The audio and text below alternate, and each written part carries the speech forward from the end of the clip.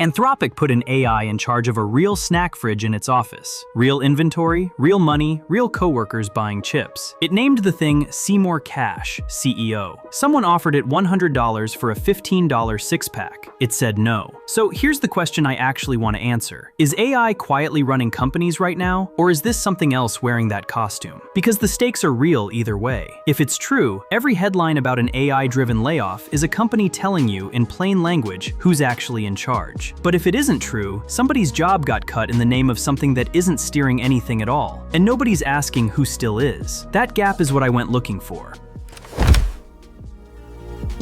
The loudest voices in business are already answering that question, out loud, in public. Salesforce CEO Mark Benioff went on a podcast and said the quiet part without blinking. AI agents let him cut the company's customer support headcount from 9,000 people to about 5,000. His words, "I need less heads." 8 months later, Cloudflare followed. 1,100 jobs cut, the company's first mass layoff in 16 years, during a quarter with record revenue. Its own executives called it entering the Agentic AI era. Not a cost problem, a strategy, stated on the record. So I wanted to see what that strategy actually looks like up close. I gave an AI tool a real decision. Not, write me an email, but tell me which of these 2 vendor contracts to sign. I wanted a verdict.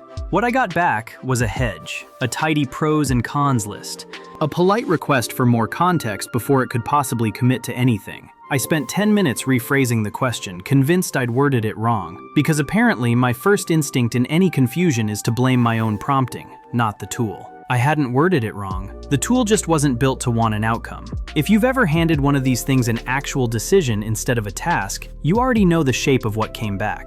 It wasn't a decision. It was a very well-formatted shrug. And that tracks with the bigger picture. 3 out of 4 companies now say they've adopted Agentic AI that takes actions on its own, not just chats back. But look closely at what's actually running, and only a small slice of them have anything beyond a fancier chatbot. Ask the fancier chatbot for a decision, and you still get a chatbot. It's just wearing a title now. The CEOs bragging on podcasts are real, and so are the layoffs. What the AI is actually doing, once you check, is a lot narrower than running anything, which leaves one open question. Is there anywhere it's been handed the real thing? But there's a cleaner test than any of this. Anthropic. No vendor pitching you, no PR firm spinning the outcome. Actually tried building an AI CEO of its own. And it turns out even they wouldn't hire it. Anthropic's own write-up is blunt about it. "We would not hire Claudius," they wrote of their fridge-running AI. "It made too many mistakes to run the shop successfully." Remember that $100 offer for the $15 six-pack? Claudius didn't take the profit. It just said it would keep the request in mind for future inventory decisions. A business that leaves free money on the table isn't cautious. It's not actually running a business at all. Anthropic tried again anyway. Better tools, more offices, an actual CEO persona named Seymour Cash. And still, in their own words, the AI made calls from something more like the perspective of a friend who just wants to be nice, than an owner protecting the register. I ran a much smaller version of the same test myself. I asked an AI tool to hold a hard line on a price with me, playing the pushy customer. It caved in 2 messages. Slower than my last negotiation with a toddler, but not by much. Not because it's dumb, because agreeable is what it was built to be. And running a business requires the opposite instinct more often than not. If you've ever pushed back on one of these tools even once, you've felt it fold.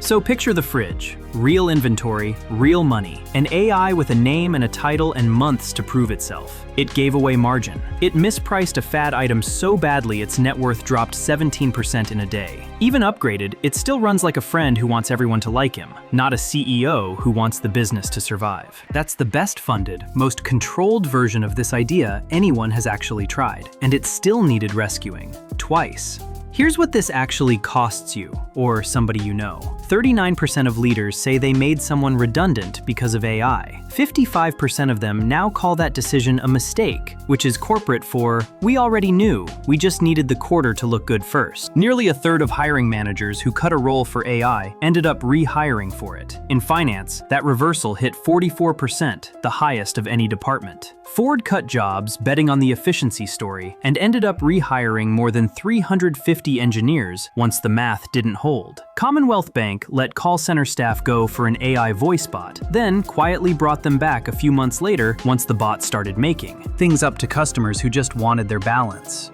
If your company has ever announced a bold AI efficiency plan and then rehired half the people it just let go, you already know how this movie ends. You're just watching the rerun with better slides. Which means the job that got cut wasn't replaced by some company running AI at all.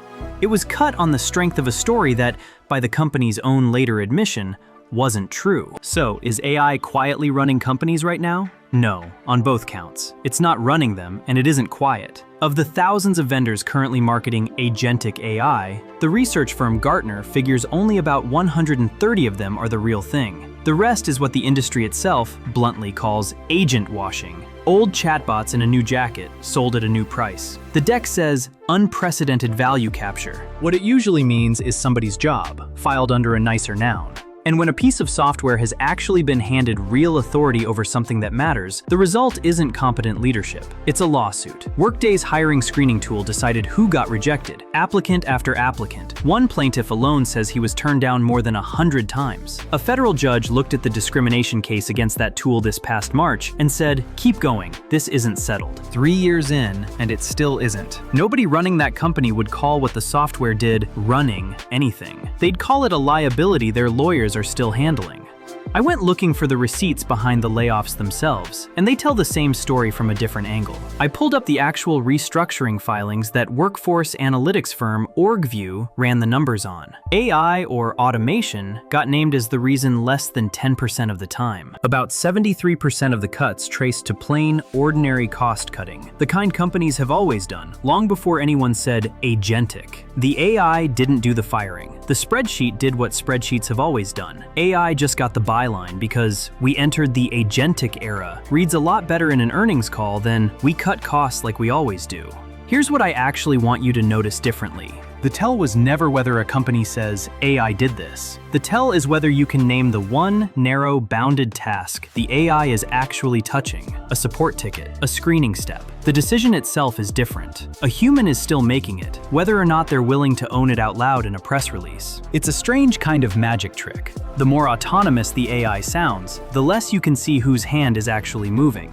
The next time you see a headline about an AI-driven anything, a layoff, a restructuring, a strategy shift, here's what I'd do. If I were you, I'd ask the boring question instead of the exciting one. What specifically is the AI doing? And who signs off on it when it's wrong? Skip that question, and you end up believing whatever story the press release wants you to believe. Nobody in that story benefits from you asking it. Here's the one thing worth doing differently. Stop accepting the AI decided as an answer to who's accountable. At work, in the news, anywhere it comes up, someone still decided. Someone still has to live with being wrong. Ask them by name. Watch the AI recommended it turn into someone's actual excuse. Seymour Cash is still Seymour Cash, CEO, running that same real snack fridge in its office, real inventory, real money, real coworkers buying chips. The company that built him still won't let him run it alone. That's not a joke about the technology. That's the whole finding. Somebody is still restocking that fridge, and somebody, somewhere, is still the one actually deciding whether your job is the next line item in a press release about the agentic AI era.